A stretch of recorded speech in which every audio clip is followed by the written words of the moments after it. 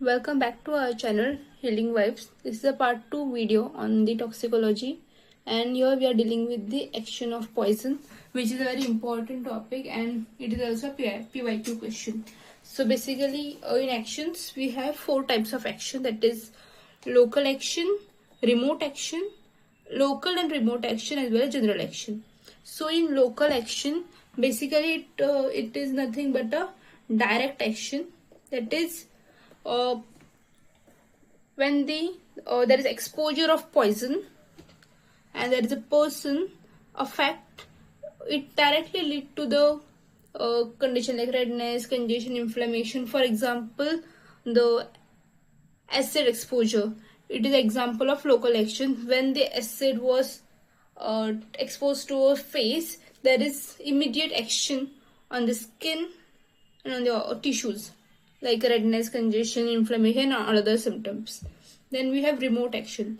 Remote action, that is the poison act on the person body when it absorb, when it absorb in the skin or in the viscerals. It has 2 type of action, specific and non-specific. In specific action, it has specific action toward this organ tissue.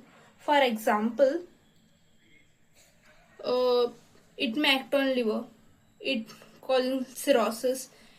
It may act on cerebral cortex, like example like opioids, which act on cerebral cortex. Example like strychnine. Example like digitalis, which act on heart muscle. It has a specific action.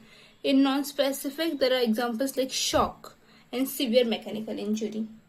And in local remote action, it will be a 3rd type of action of poison, which is having both type of action, as well as local as well as remote. That is, when there is exposure, it has immediate action, it's a direct action on the person, and as well as after the poison has absorbed in the body.